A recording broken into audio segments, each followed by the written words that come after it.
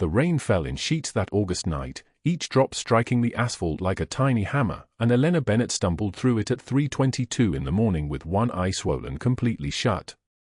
Purple and yellow bruising bloomed across the left side of her face, deep as storm clouds, and across her throat sat handprint bruises where fingers had pressed hard enough to steal her breath just an hour earlier. Her waitress apron was still stained with ketchup and grease from the dinner shift, the fabric clinging to her thin frame, soaked through now with rain and something darker she did not want to examine. She was 27 years old but looked decades older, her pale face hollowed by exhaustion and hunger, her dark hair plastered against her skull, her orthopedic shoes making soft squelching sounds on the wet highway. In her trembling hand, she clutched a worn prayer card with the Virgin Mary's face faded to almost nothing, and in her pocket, exactly $34. That was all she had left in the world. The highway stretched empty before her, disappearing into darkness broken only by the weak beam of her phone's flashlight. Thunder rolled across distant hills like a warning. Behind her, the ancient Honda she had owned for 8 years sat dead on the shoulder, steam rising from beneath the hood in ghostly curls that disappeared into the humidity of the night. She had coasted to a stop 5 minutes ago, her hand shaking so badly she could barely grip the steering wheel. The engine had made a sound like something breaking inside and then simply quit, as if it too had given up, as if everything in her life was collapsing at the same moment and there was nothing to do but accept it. She started walking. The rain hammered down harder, and somewhere in the distance, a car engine approached. Then another. Then a third. The sounds came together into something that made her chest tighten. 3 vehicles emerged from the downpour like predators, black SUVs with tinted windows that absorbed the streetlight and gave back nothing, and they were moving slowly, deliberately, right toward her. The lead vehicle stopped 30 feet away. The rain drummed against its metal frame. The rear door opened and 2 men stepped out into the storm. They wore expensive suits that hung perfectly on broad shoulders, the kind of suits that cost more than everything she owned in her small apartment. The first man was Marco, tall, muscular, with dark eyes that moved across her face and registered something. A flicker. A recognition of damage done. The second man was Enzo, slightly younger, with a scar running from his left temple down to his jaw, and when he saw her swollen eye, when he registered the handprints on her throat, something changed in his expression. It hardened. Neither man spoke. They moved toward her with the smooth efficiency of people who had done this before, and she stumbled backward, her voice coming out as barely a whisper. "Please. I do not have anything. I do not have money. I do not have." "We know," Marco said. His voice was deep and solid like an oath. "Come with us." "I cannot. I should not. I need to, but there was nowhere to go." The highway was empty. Her car was dead. The police would not help her. 2 of them worked for Tyler's uncle, the man who had done this to her, the man whose hands had left these marks. Everyone knew it. Everyone looked away. Marco's large hand gestured toward the vehicle, not a threat but something almost gentle. Behind the tinted glass of the lead SUV, a figure sat absolutely still, watching. She could feel the weight of their gaze even through the darkness and the rain. She moved toward the vehicle on legs that barely held her. Enzo opened the rear door, and the interior light spilled out, revealing leather seats and the silhouette of a man in the back. She climbed inside, and the door closed with a soft sound like a prayer being answered. The man who sat across from her was Dominic Calabrese. He was 51 years old but moved with the precision of someone far younger, each gesture controlled, deliberate, economical. His dark hair was silvered at the temples. A scar ran from the outer corner of his left eye down to his cheekbone, thin and white and old. He wore a tailored charcoal suit with the first 3 buttons of his white shirt undone, and at his wrist, a gold watch that had cost more than a car gleamed in the interior light. His eyes were dark and penetrating, the color of a storm about to break. When he looked at her face, at the bruising, at the swelling, something cold and dangerous stirred in his chest, though his expression remained perfectly still. "Your name," he said. "Elena." Her voice trembled like a candle in the wind. "Elena Bennett. Tell me what happened, Elena Bennett." And she did. The words came pouring out between the rain hammering the roof and the soft sound of the vehicle moving through the darkness. She told him about Tyler Brennan, about how she had refused him at the restaurant where she worked, about how he had followed her into the parking lot, about how his hands had found her throat and pressed, and pressed, and pressed until the world went dark at the edges. She told him about filing the police report and being laughed at. She told him about the officers who smiled at her and whispered to each other and then did nothing. Dominic listened. He did not interrupt. He did not move. "I have $34, she whispered. "I do not know where to go." "You are coming with me," Dominic said. His voice was like thunder, distant and absolute. "You will stay in my home. You will be safe. And the man who did this will answer for it." She looked at him, this stranger with the scar and the gold watch and the darkness in his eyes, and something in her broke open. She had been alone for so long. So terribly, impossibly alone. Through the tinted window, Marco and Enzo exchanged a look neither had seen in 15 years. In all their years working for Dominic Calabrese, they had never heard him speak that way to anyone. Never seen him look at a stranger with anything resembling compassion. Something had shifted in the night. Something was changing, though neither man knew yet how far that change would reach, or what it would cost, or what it would ultimately destroy. But what Elena Bennett did not know, as the black SUV pulled away from the dead highway and disappeared into the rain, was that hidden throughout the sprawling mansion where Dominic Calabrese lived, cameras recorded every corner and every room. Cameras he had installed 2 years ago to monitor the care of his sick daughter. Cameras that would capture footage of secrets far darker than anyone imagined, footage that would eventually bring down not just the man who had hurt her, but an entire empire built on corruption that reached from the underworld into City Hall itself. The rain continued to fall as the convoy vanished into the darkness. Before we continue, drop a like if this story hits you. Share it with someone who needs to hear it and subscribe so you do not miss what is coming tomorrow. Your support means everything. Now, let us go back to the beginning, to understand how Elena Bennett ended up alone on that highway, and who Dominic Calabrese really was. 14 hours earlier, Elena's shift had begun like every other shift. She had worked at Rosalita's diner on the corner of 5th and Mission for 3 years, a place where the breakfast special was eggs and toast for $5 and the lunch crowd rarely left tips. That morning, she had woken in her small studio apartment in the Mission District, 230 square feet that cost her half of her monthly wages, and counted the money in her checking account on her phone. $712. That needed to last for weeks until her next paycheck, and there was the matter of the utility bill, the car insurance, and Micah's asthma medication, which cost $87 a month and was non-negotiable. She had made black coffee with grounds she had used twice already and ate nothing. The small pain in her stomach was a familiar companion. She dressed in her waitress uniform, a polyester dress in a faded pink that had been washed so many times the fabric was thin and translucent in places. She put on her orthopedic shoes, necessary for the 12-hour shifts, purchased at a discount pharmacy for $42, and left the apartment as the sun was just beginning to lighten the sky. The diner smelled like it always did, coffee, grease, and the ghost of every meal that had been cooked there in the past 20 years. The fluorescent lights hummed overhead. Rosalita, the owner, was a woman in her 60s with tired eyes and an accent from somewhere in Central America that she never discussed. She nodded at Elena and handed her an apron. The day passed in the way all her days passed. She served coffee to men who did not make eye contact. She cleared tables where people left coins instead of dollar bills. A woman spilled soup and apologized profusely, and Elena cleaned it up with paper towels, smiling, saying nothing. By 5 in the evening, her feet ached and her lower back screamed, and she had made $18 in tips. 18. At 6, a group of men came in. They wore expensive suits and moved with the casual confidence of people accustomed to taking what they wanted. The one they seemed to defer to was tall, blonde, with the kind of handsome face that belonged in magazines, and he ordered without looking at the menu. Steak, rare. Expensive wine. When Elena brought the wine, his hand caught her wrist. "You are pretty," he said. "What is your name?" "Elena," she said quietly. Elena, I am Tyler Brennan.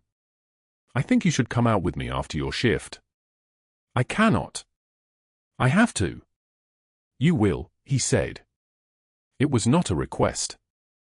He was used to making statements and having them obeyed. His uncle was a lieutenant in the police department, everyone knew it, and that knowledge sat in the air between them like a weapon she could not take from him. She pulled her wrist away and walked to the kitchen. Her hands shook as she delivered the next order. She tried to avoid his table for the rest of his meal, but he found ways to summon her, always with that same expectation of compliance, that assumption that she existed for his purposes. When her shift ended at 10, he was waiting in the parking lot. That was the part she did not speak about to Dominic, not yet. The part that lived in her body, in the darkness behind her closed eyelids, in the way her breath came too fast when she remembered the weight of him, the pressure, the moment when she thought perhaps this was how it ended for her. Perhaps this was all she had been, all she would ever be. But somehow she had gotten to her car. Somehow she had driven, though the road seemed to move beneath her like water. And when the Honda died on the highway in the pouring rain, she had simply accepted it. Of course it died. Of course there was nowhere left to go. Of course, until 3 black vehicles emerged from the darkness, carrying a man whose name moved through San Francisco's underworld with the weight of something that had already survived betrayal, that had learned to choose dominance over mercy, that had learned to protect what mattered at any cost. The rain fell on. Thunder continued its slow conversation with distant hills. And in the darkness of a city built on secrets, the first thread of something was being pulled, something that would unravel everything. 18 hours earlier, Elena Bennett's orthopedic shoes scraped across the sticky linoleum floor of Murphy's Diner on Mission Street, and the fluorescent lights overhead hummed their tired song, a sound like machines slowly dying, like something that had been broken so long it forgot how to stop. The clock above the register read 2:44 in the morning. 13 minutes until her shift ended, 13 minutes until she could count what she had earned and decide which bill would not be paid this month. She wiped down the counter for the 7th time that evening, her movements mechanical, efficient, the muscle memory of someone who had learned not to waste energy on anything that did not directly convert to dollars. The coffee pot was 3/4 empty. The pie display held only 2 slices, cherry and coconut cream, both from yesterday. In the back kitchen, Marco the cook was already cleaning his stations, knowing without being told that Tuesday nights were slow, that Elena would need to leave soon if she wanted to catch the last bus that ran anywhere near her apartment.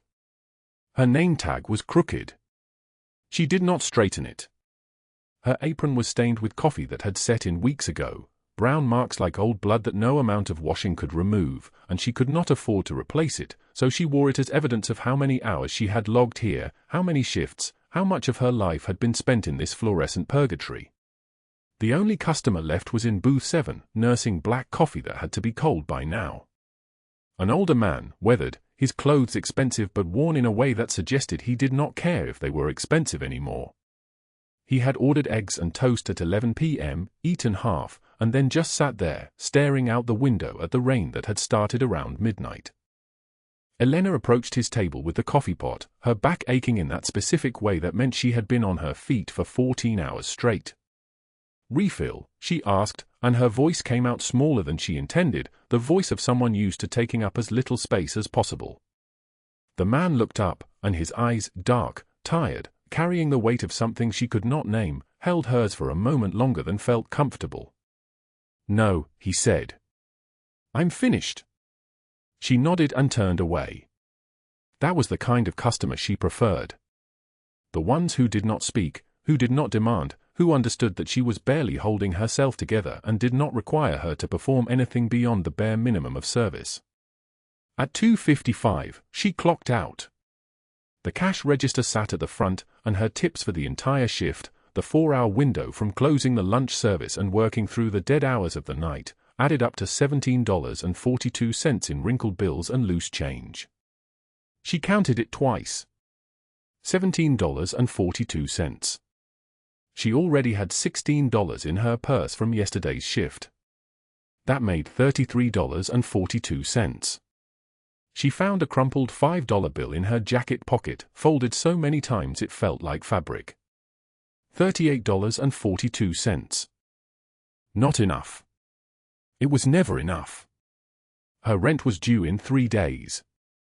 $3,700, due on the first of the month like it always was, and she was currently carrying $340 in her checking account, which meant she needed $3,360 that did not exist.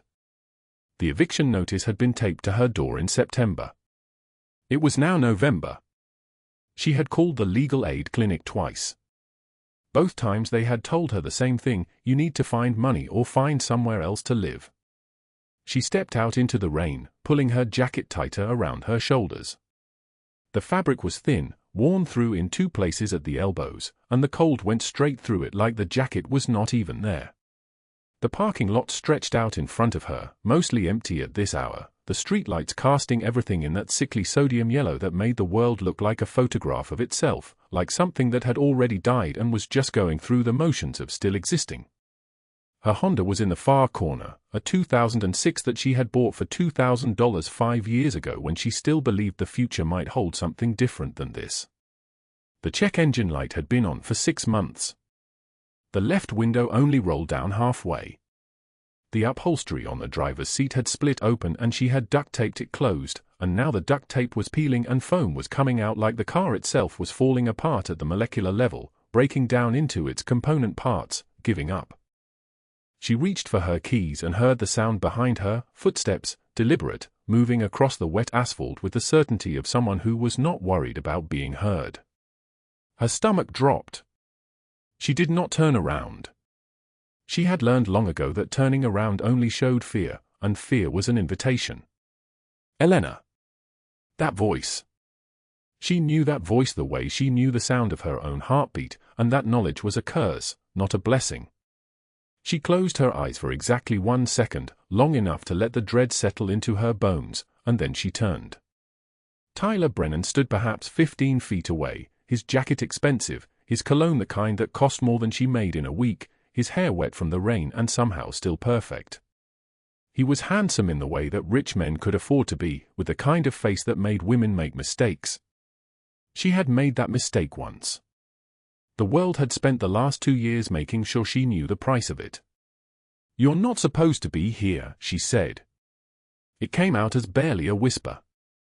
"I was in the neighborhood," he said, and he smiled. It was not a real smile. Real smiles involved the eyes. This was the smile of someone pretending to be human. "Thought I might catch you finishing your shift. Grab some coffee, maybe you and I could talk." "No."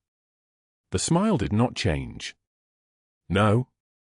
"No," she said again, and she turned back to her car, her hand shaking so badly now that she could barely grip her keys.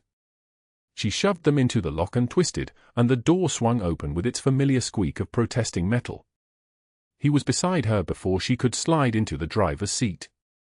Just suddenly there, like he had teleported, like the distance between them had closed on its own. His hand came up and gripped her arm, just above the elbow, his fingers pressing into the soft tissue there hard enough that she knew it would bruise. "I asked you to come get coffee with me, Elena." "I'm tired," she said. "I need to go home." "You're always tired. You're always running away. You know what that makes you." He did not wait for an answer. His hand shifted, moved from her arm to her neck, his fingers wrapping around it like he was testing how far they could go before something snapped. "It makes you a bitch who does not appreciate a man who is willing to provide for her." She tried to pull away. That was her first mistake, because pulling away made him angry, and angry was the state in which Tyler was most dangerous. The second mistake was breathing, because the pressure around her throat made breathing something that required conscious thought, a luxury she could not afford in that moment.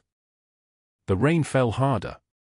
She could feel it on her face, on what she could feel of her skin.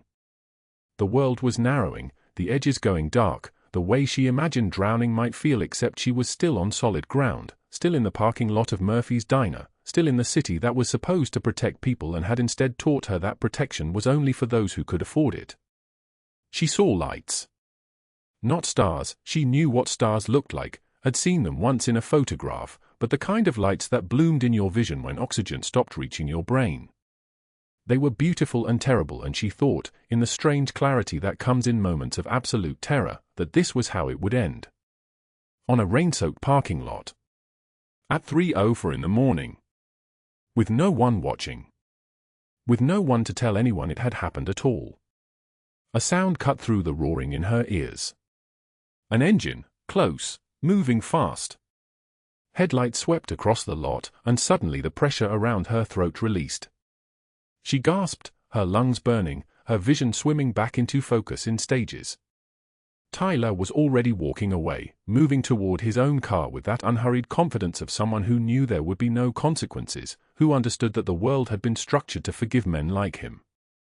The delivery truck rumbled past, its driver not even glancing in her direction. She stood there, breathing, her whole body shaking, one hand pressed to her throat where she could already feel his handprints beginning to bloom like flowers growing in reverse, like something inside her was dying, and this was what it looked like. She got into her car and locked the doors. Her hands were trembling so badly that it took 3 attempts to get the key into the ignition. She drove, though she could not really see clearly, though the world seemed to be moving at the wrong speed, though her breath came in gasps that sounded like something an animal would make when it realized it was trapped and there was no escape. The police station was downtown, 12 blocks away. She knew where it was because she had driven past it before, had thought about going in 100 times. She pulled up to the front entrance at 3:18 in the morning, and she walked inside, and she spoke to the officer at the front desk. His name tag said Officer Patterson. He looked at her swollen eye, at the bruises on her neck, at the way she was shaking, and she watched something close off in his face. She watched him decide, in real time, that she was not worth his time. "He hurt you?" he asked, not unkindly, but not kindly either. Neutral. Like she was reporting a broken streetlight, not an assault. "Yes," she said. "His name is Tyler Brennan. He attacked me in the parking lot at Murphy's Diner. I need to file a report." Officer Patterson filled out a form. He wrote down her statement. He took down Tyler's name, spelled correctly, and his address, which she provided from memory because she had been to his apartment once and never wanted to go again. Then he slid the form across the counter. "We'll look into it," he said. She never heard from him again. She filed a second report 2 days later, this time with a different officer, a woman named Officer Suarez, who at least took her seriously enough to write down additional details about the injuries. She photographed the bruises. She documented them with time stamps. She was professional and thorough and compassionate in a way that made Elena think, for just a moment, that perhaps the system could work, that perhaps there was someone in this city who would care enough to protect her. Officer Suarez never called her back either. On the 3rd attempt, she learned why. A detective came to her apartment, Detective James Murphy, a man in his 50s with the kind of face that suggested he had seen too much and decided not to feel anything about any of it. He sat in her living room, which was really just a studio apartment with a futon and a television that did not get cable, and he told her that Tyler Brennan was the nephew of Sergeant Robert Brennan, who worked out of the Mission Street precinct and had 17 years on the force and several commendations. "These situations are complicated," Detective Murphy said, and his tone suggested that complications were not his department. "Without witnesses, without video footage, it becomes a he said she said. Juries don't like those cases. Prosecutors don't like those cases. And frankly, if you pursue this, you need to understand that the Brennan family is not the kind of family that forgets being publicly accused." He left after that. He left her sitting on her futon in her apartment that was going to be taken from her in 4 days, and he left her understanding, with absolute clarity, that the city was not built to protect people like her. The city was built to protect people like Tyler, and people like her were just the background noise, the acceptable losses, the ones whose bruises did not matter because no one who mattered was watching. She did not sleep that night. She did not sleep the next night either. She called in sick to Murphy's Diner, and then she called in sick the next day, and then on the 3rd day she realized that calling in sick meant she was not making money, and not making money meant she was dying, so she went back. The rain started on the evening of the fourth day, the evening she drove away from the diner for the last time, the evening her Honda's engine finally decided to quit in the middle of the highway, steam rising from under the hood like something inside it was burning, like the engine itself was trying to escape its own failure. She sat in the car for 20 minutes. The rain pounded on the roof. The highway was empty, had been empty for hours. She understood, in those 20 minutes, that this was what the end felt like. Not dramatic. Not violent. Just the slow accumulation of small defeats until he ran out of any options left. She had reached the end of her options. That was when the lights appeared in her rearview mirror. First one set, then another, then a third, black SUVs emerging from the rain like something summoned from the darkness itself, moving in formation, deliberate and unstoppable and utterly terrifying in their precision. She would later learn that Dominic Calabrese had been on that highway at 3:22 in the morning because his usual route into the city had been blocked by a traffic accident, because he had decided to take the back road, because fate, if one believed in such things, had decided that tonight was the night when everything would change. The lead SUV pulled in front of hers, blocking her escape. Two men in dark suits emerged from the vehicle, moving with the controlled grace of people trained in violence, and Elena understood that whatever came next, her old life was finished. The rain fell. The highway stretched empty in both directions. And in the darkness, the first thread was being pulled that would unravel everything: the corrupt police officers, the wealthy socialites with secrets, the entire network of cruelty that had kept people like Elena invisible. The mansion appeared through the rain like something carved from another world entirely.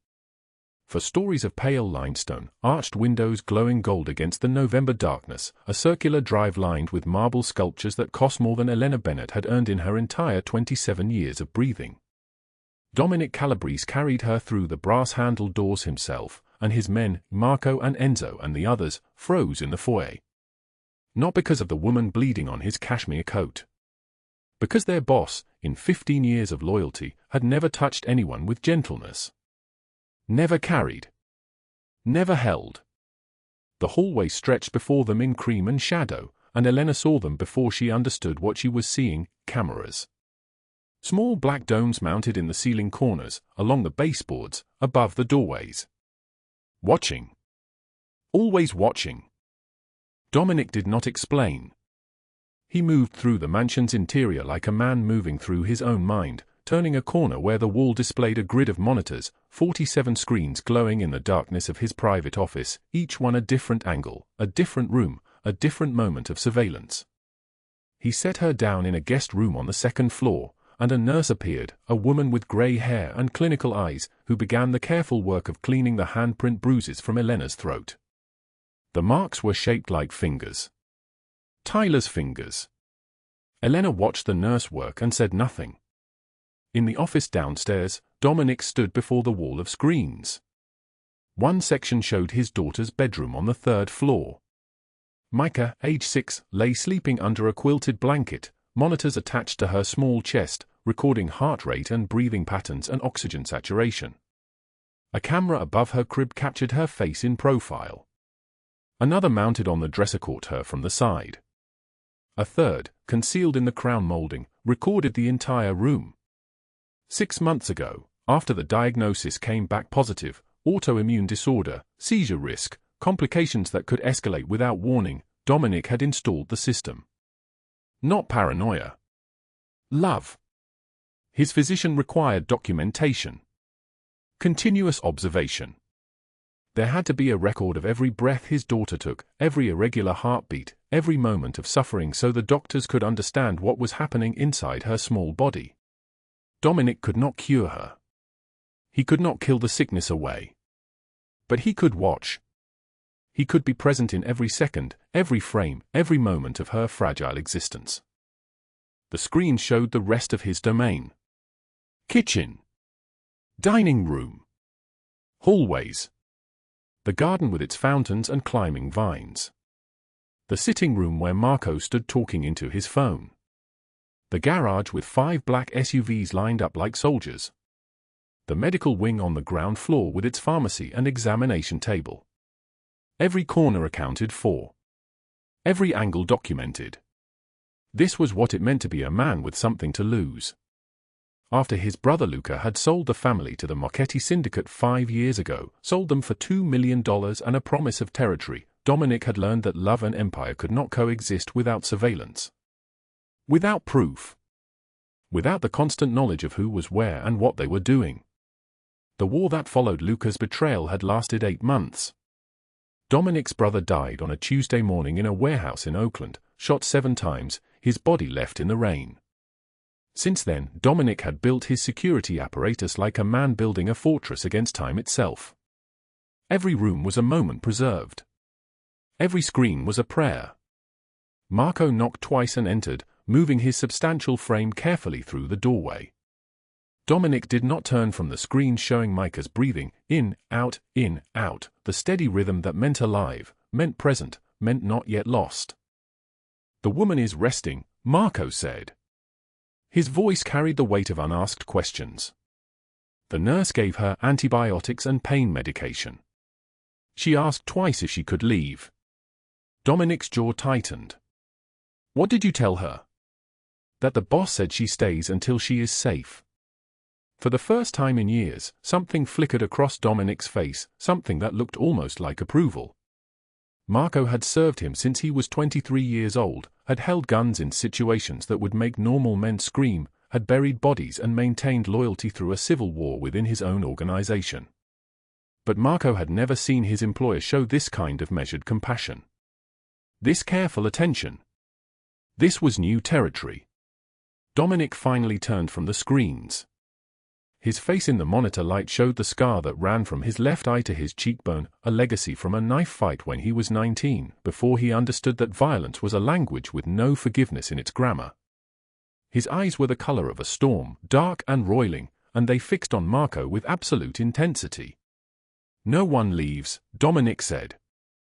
"No one calls. No one knows she is here." "Already handled," Marco replied.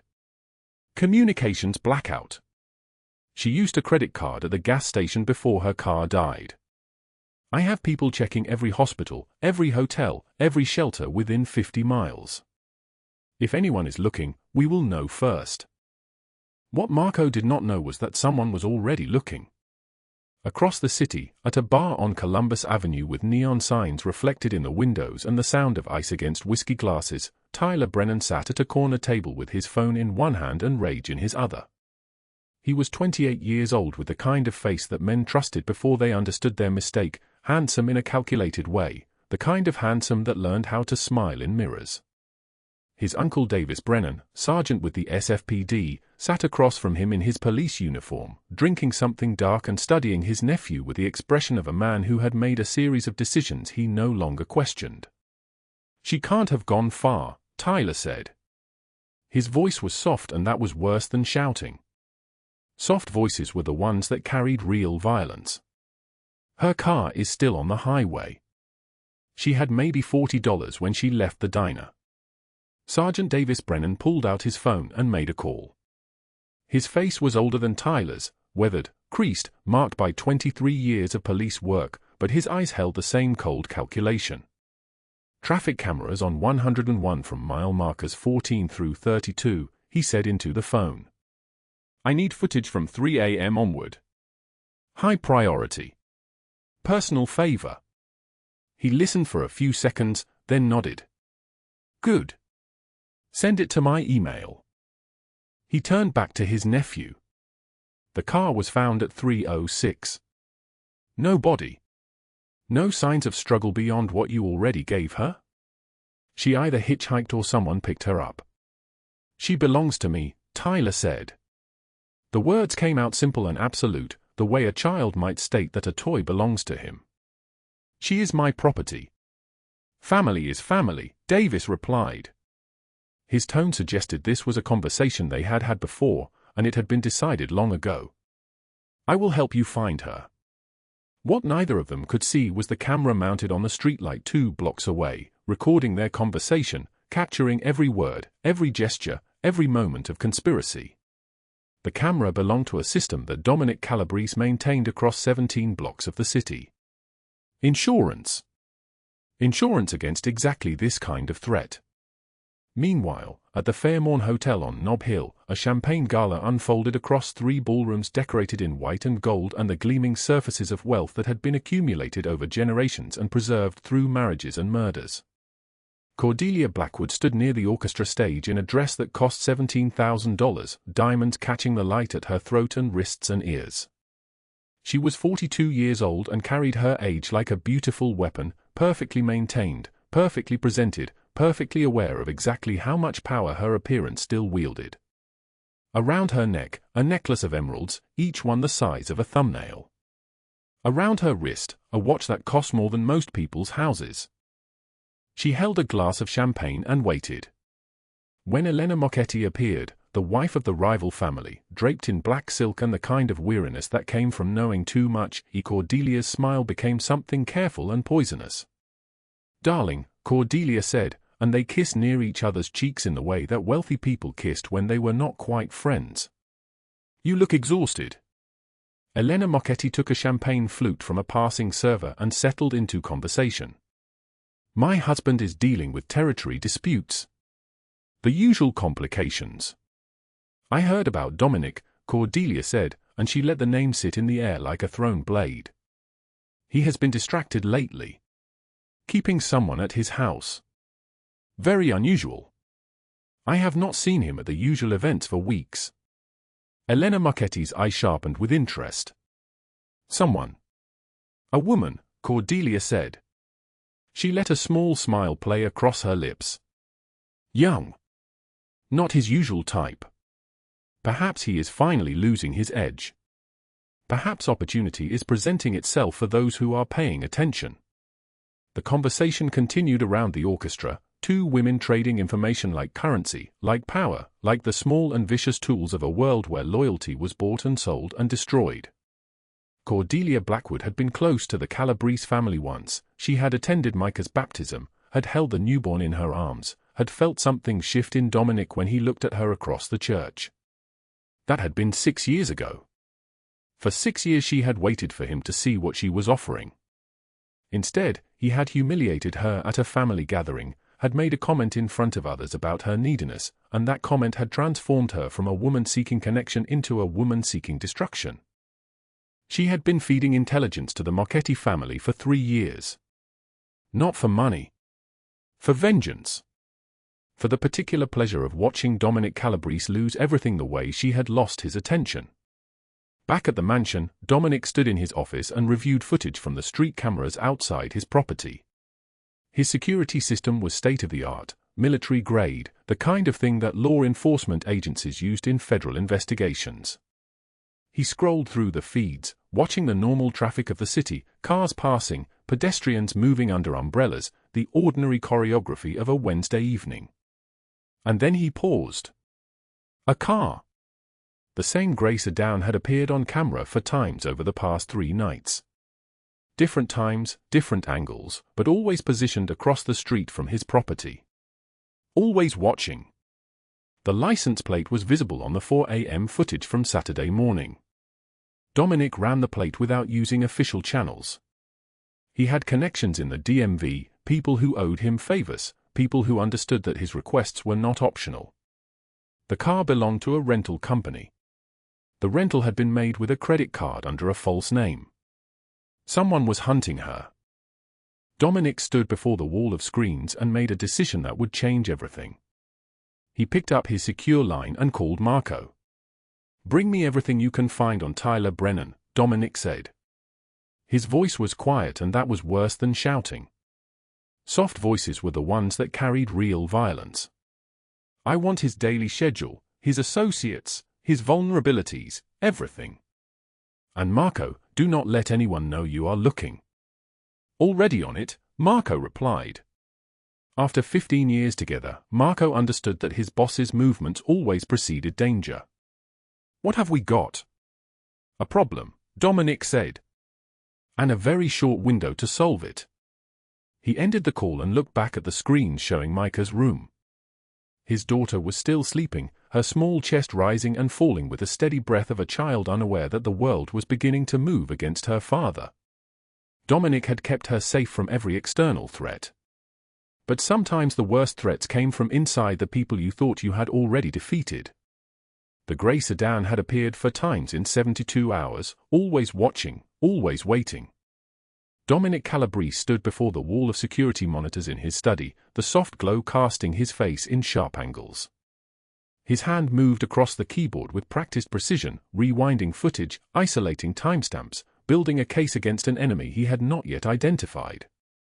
But the moment he ran the license plate through his connections, people who understood that his requests were not optional, the name that emerged made something cold and dangerous stir in his chest.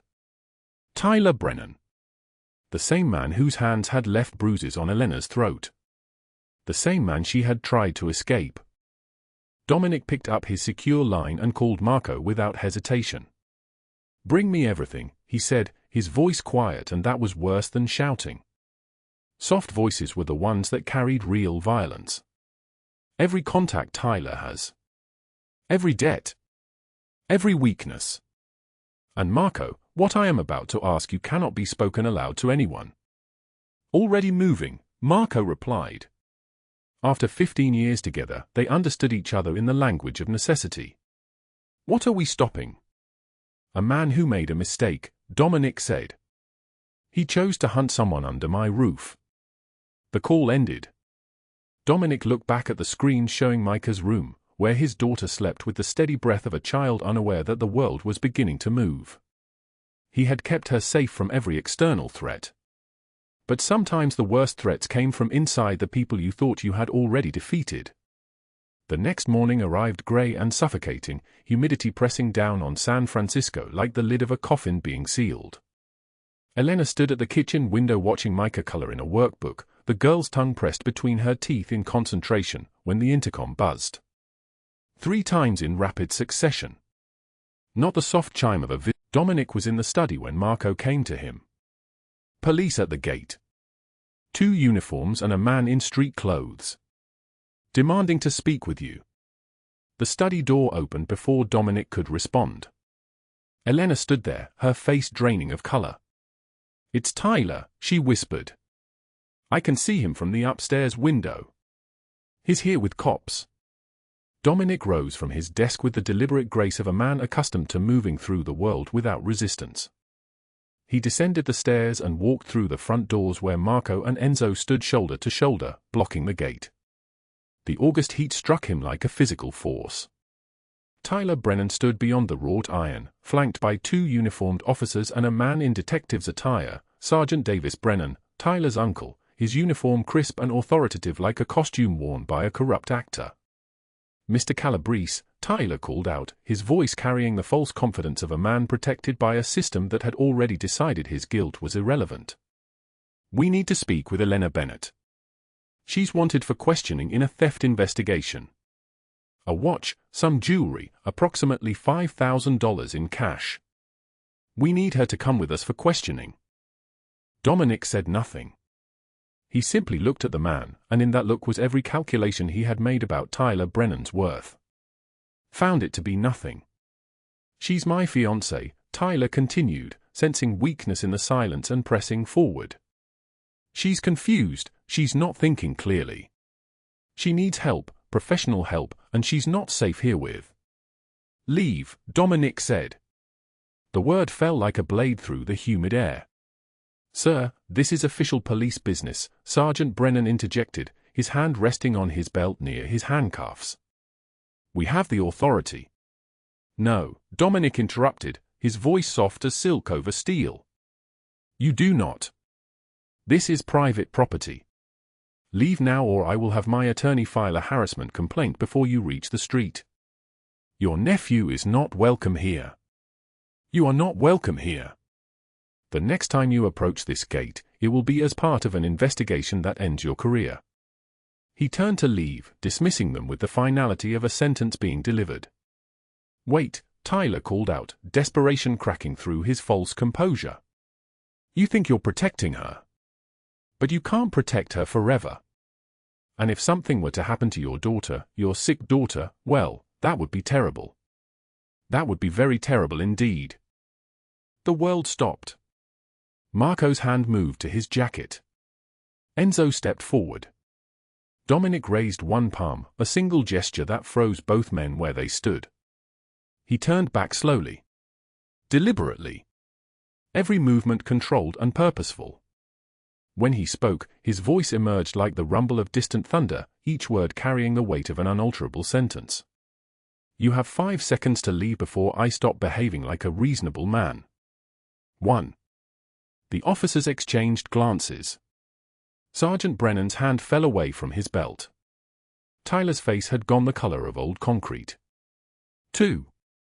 They moved. Tyler walked backward, his eyes locked on Dominic, and in those eyes was the realization that he had just crossed a line from which there was no return. The sedan doors opened. They climbed inside. The engine started. And as they drove away down the street, Dominic watched them go with the eyes of a general surveying a defeated enemy. But this was not over. That night at the Pacific Heights penthouse, Cordelia Blackwood arranged champagne glasses on a marble table, each one catching the city lights like captured stars. She wore a dress of midnight blue that cost more than Elena Bennett made in 6 months. Her guests had arrived at 10 o'clock. Elena Marchetti, the cousin of the rival family, along with 2 of her associates, men whose names were whispered only in the darkest corners of San Francisco's underworld. The security system has a blind spot on the east perimeter, Cordelia was saying, her voice smooth and certain. The cameras loop between 2 and 2:15 a.m. every night. 15 minutes is sufficient time. The gate can be breached in less than 30 seconds if you have the right tools. And once you are inside, the east corridor leads directly to the study where he keeps his most valuable documents, his safe, his insurance policies. Everything. She smiled, and the smile was the smile of a woman who had never faced consequences for her betrayals. Within 48 hours, you will have everything the Marchetti family needs to dismantle the Calabrese operation permanently. In exchange, my family receives the restaurants, the import business, and 10% of the waterfront operations moving forward. Elena Marchetti nodded slowly, her eyes reflecting the city lights. And the woman? The one living with him. Leverage, Cordelia said simply. Nothing more. When he crumbles, she will be left with nothing. As is appropriate for someone of her station.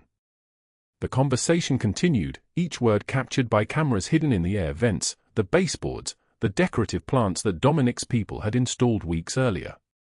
Facial recognition software catalogued every face. Audio equipment captured every syllable.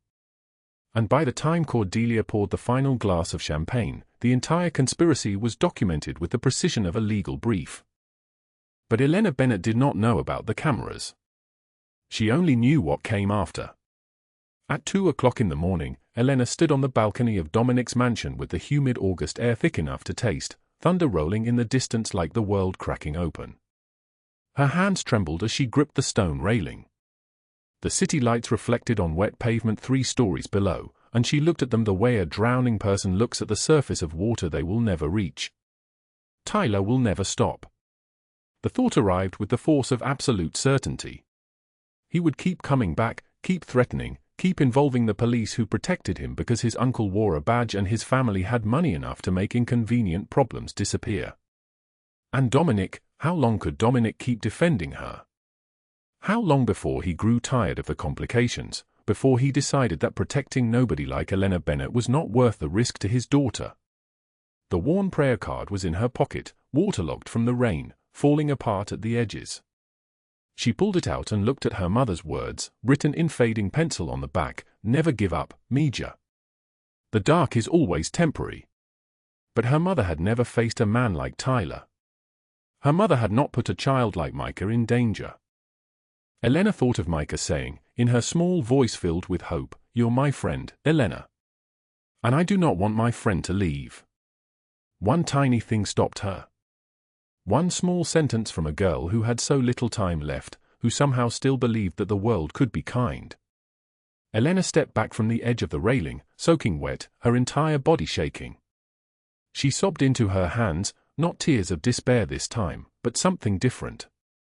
Something that felt like a choice being made. A refusal. She would stay. She would trust that Dominic would do what he said he would do. She would believe in tomorrow. At 6:12 a.m. on Wednesday morning, 12 federal agents in tactical gear, their steps falling like hammers on the concrete stairs, moved through Tyler's apartment in the Mission District. The door came down in a single impact. Tyler was still in bed, and when he saw the guns, the badges, the absolute finality of their purpose, something inside him broke like glass. Tyler Brennan, the lead agent said, her voice carrying no mercy, "You are under arrest for stalking, assault with bodily injury, conspiracy, filing false police reports, and interstate harassment. You have the right to remain silent." He did not remain silent. He sobbed. He begged. He collapsed to his knees like a caged animal, his entire body shaking with the realization that the system that had protected him had finally failed. Handcuffs closed around his wrists. The agents read him his rights while television crews waited outside, their cameras already rolling, already broadcasting the image of Tyler Brennan being led from his apartment in cuffs, his face twisted with desperation. At that same hour, at the police precinct on Valencia Street, Sergeant Davis Brennan was summoned to the captain's office. When he walked through that door, federal agents were waiting. The look on his face when they showed him the evidence, 47 cases of missing domestic violence reports, a pattern of reports filed and then disappeared, his own nephew's stalking behavior ignored and covered up, suggested that he had believed himself untouchable. He was not. By noon, the news was spreading like fire. Corruption scandal rocks SFPD. Police sergeant arrested for conspiracy. Domestic violence cases disappeared from system for years. Every news channel ran the footage. Every outlet covered the story. And in every story was the name Tyler Brennan, the name of a man facing 40 years in federal prison, the name of a man who had believed the world bent to his will and had finally discovered it did not. At dawn that same morning, federal agents moved on Pacific Heights, where Cordelia Blackwood's penthouse occupied the entire top floor of a building that overlooked the Golden Gate Bridge. She was still in her silk nightgown when they arrived, and her reaction was immediate and pure panic. "You cannot do this to me," she screamed, her voice shrill as breaking glass. "I have lawyers. I have connections. My family is on the city council. I have." The agents cut her off with practiced efficiency. "Cordelia and Blackwood, you are under arrest for conspiracy to commit murder, racketeering, organized crime involvement, and intelligence trafficking. You have the right to remain silent." They seized her computers, her phones, her financial records. They opened her safe and photographed documents that detailed years of betrayal, each one damning, each one ironclad evidence. The cameras that Dominic's people had planted in her penthouse had captured everything, her voice clearly feeding intelligence to the Marchetti family that led to 3 Calabrese family deaths over 2 years. Names. Dates. Locations. All of it documented. She screamed about her lawyers as they dressed her in a detention jumpsuit, her designer nightgown taken as evidence. She screamed about her connections, her money, her position in society. None of it mattered. By 8 o'clock that morning, she was being led from her penthouse in handcuffs, her makeup running, her hair disheveled, the untouchable socialite reduced to a woman facing 40 years in federal prison. Her accounts were frozen. Her assets seized. Her reputation destroyed not by rumor but by documented fact, broadcast on every news channel in the country. Systematic destruction. Total annihilation. The kind of justice that left nothing remaining. 14 months. That was how long Elena Bennett had been building a life that felt like it belonged to someone else, someone braver, someone who did not flinch at the sound of a door closing. The apartment in New Valley was small but hers, a one-bedroom with windows that caught the afternoon light and a view of the city beyond the fog. 3 months ago she had signed the lease with her own money, money she had earned, money that was not borrowed or stolen or given as payment for silence. The walls were still mostly bare. She preferred them that way. Empty spaces meant room to breathe. The college degree hung framed above her desk. Business administration. Dominic had paid for it through a scholarship fund that bore no name, that came with no strings, that asked for nothing in return except that she use it to help other people. She had discovered this 6 months after starting classes when she found the letter from the university stating her full tuition had been covered by an anonymous donor. She had known immediately. There was only one person in the world who moved like that through systems, who could erase debt with the weight of a phone call. She worked at the non-profit now. The House of Hope, they called it. A building downtown where women who had survived what Elena survived could come and find lawyers, counselors, safe beds, and voices that did not judge them. She was the events coordinator. She organized fundraisers and galas and benefit dinners where wealthy people who wanted to feel good about themselves wrote checks and drank champagne and went home to their intact lives. Elena did not resent them for it. Their money saved lives. That was what mattered. That was what she told herself as she watched them from across ballrooms, these people who had never had to count their dollars like prayer beads, who had never understood that some nights you choose between eating or heating your apartment. Tonight was the annual gala. The penthouse downtown overlooking the bay. 200 people in formal clothes, silent auction tables laden with experiences no one truly needed, weekend getaways, art pieces, spa packages. Elena moved through the crowd in a navy dress that fit her properly now, her hair styled, her posture straight. She had learned to stand like someone who belonged in rooms like this. She had learned to smile without calculating the cost of the smile. She had learned to say her name and mean it. A woman approached her. Young, maybe 23, with eyes that held the specific terror Elena remembered. "You work here?" the woman asked, her voice barely audible beneath the string quartet playing in the corner. "I do." Elena's response came naturally now. "What's your name?" "Jasmine." My sister told me about this place. She said you work here and you actually understand. Most people just, they listen and then they look away. But she said you don't look away." Elena reached out and took Jasmine's hand. "We don't look away here. None of us. Come with me. There are other women I want you to meet. Women who have walked where you're walking." The relief that crossed Jasmine's face was like watching someone take their first breath after drowning. Elena led her toward a quiet corner of the penthouse, away from the auction tables and the champagne and the people who were there to feel good about themselves. She did not think about Dominic as she did this. She had learned not to think about him. 14 months of not thinking about him had become a skill, like breathing, like existing in a world where he had decided she was better off without him. The night stretched on. By 10 o'clock, most of the guests had left.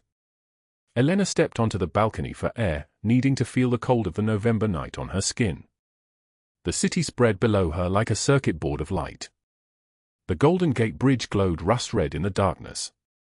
The bay reflected everything back, buildings, stars, possibility.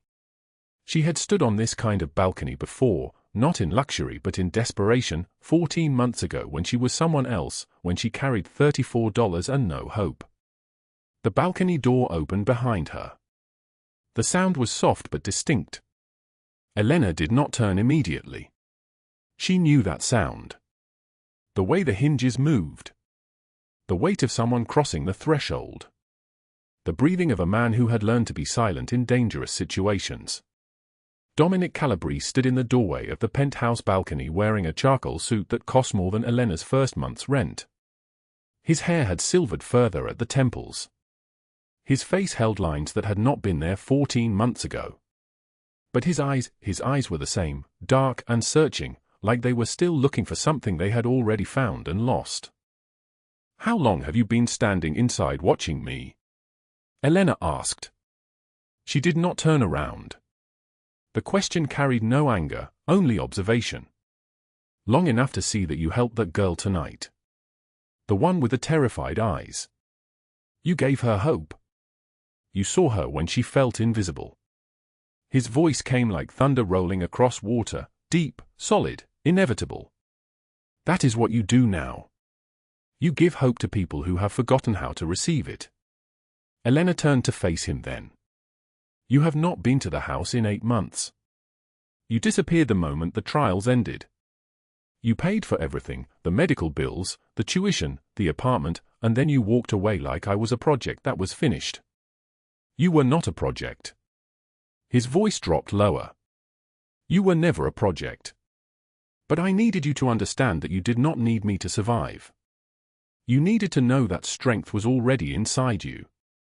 I was just someone who saw it before you did. Why are you here tonight? Because I cannot stay away from you anymore. Because I have spent 14 months trying to convince myself that you were safe, that you were free, that you no longer needed a man with cameras and guns and blood on his hands. But the truth is simpler than that. He stepped closer. The night air between them seemed to hold its breath. I fell in love with you the moment you chose to live. Elena felt her chest tighten. What do you mean? The night you were almost going to give up. The rain. The balcony at the mansion. You were standing at the edge and I was watching through the cameras. I was always watching through the cameras because I was terrified something would happen to you and I would not be there to stop it. And then you stepped back. You chose to live. You chose to fight.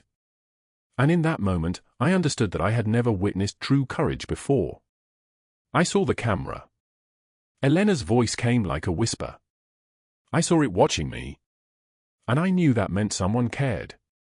That was what gave me the strength to step back from the edge. Knowing I was not invisible.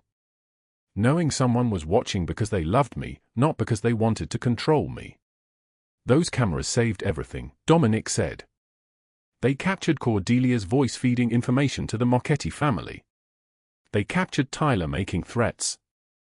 They captured the evidence that dismantled a corruption network spanning the police department and the criminal underworld. But what they actually saved was you. No. Elena shook her head. You saved me. The cameras were just proof of what you already chose to do. You chose to see me when I was invisible. You chose to protect me. You chose to help me become someone who could stand in rooms like this and look people in the eye and not be afraid. The city lights reflected in Dominic's eyes as he stepped closer. He reached out and touched her face gently, his hand against her cheek with the tenderness of a man who had spent 14 months learning not to touch her. Elena did not flinch because this was not violence, this was the man who had seen her, really seen her, and had decided she was worth saving. How is Micah? Elena asked. Strong. The new treatment is working. The doctors say remission is permanent. She asks about you constantly. She wants to know when you are coming home. He paused. She calls you by name now. She cannot pronounce it correctly yet, she says Elena, but she says it like a prayer. 3 months later, they stood in Micah's hospital room as she was released. The little girl, 7 years old now, had reddish blonde hair and eyes that matched her father's. She ran to Elena and wrapped her arms around her neck with the strength of someone who had learned to hold on to what mattered. Can you come to dinner? Micah asked. At the house? Dad said maybe you could come and stay. Elena looked at Dominic. He was watching them together, and something in his expression had shifted. The fortress had become a home. The watching had become love. Yes, Elena said. I will come to dinner. I will stay as long as you want me to stay. In the corner of the hospital room, a small camera blinked its red light. Dominic pulled out his phone and turned it off. The feed went dark. He did not need to watch from a distance anymore. He was finally, after 14 months, allowed to be close. Tyler Brennan sits in a federal prison in Victorville, California, in protective custody because even criminals understand that men who hurt women deserve nothing. Year 2 of a 40-year sentence stretches before him. Sergeant Davis Brennan lost his pension, his reputation, his family. 25 years behind bars. Cordelia Blackwood occupies a cell in Dublin Federal Prison smaller than her former walk-in closet, all her wealth seized, her name synonymous with betrayal across every news channel in the country. Sometimes the things that look like surveillance are actually love. Sometimes the cameras are installed by a father desperate to protect his daughter and his heart. Sometimes being watched is what saves us. Elena Bennett almost gave up that night in the rain with $34 and no hope. But someone was watching. Not with suspicion, but with care. Not with control, but with protection. The cameras captured her strength when she chose to live. They captured the evidence that brought justice. They dismantled corruption that stretched from City Hall to the underworld itself. Elena, Dominic, and Micah walked out of the hospital into November sunshine, no rain, no thunder, no storm. Just clear skies and light touching their faces. Elena looked up at the sky and understood, finally, what it meant to be safe. After the rain, the sky clears. And sometimes miracles come from the most unexpected places. If this story moved you, drop a like right now. Share it with someone who needs to remember that protection can look like cameras, like surveillance, like someone watching when you think you are alone. Because sometimes being seen is what saves us.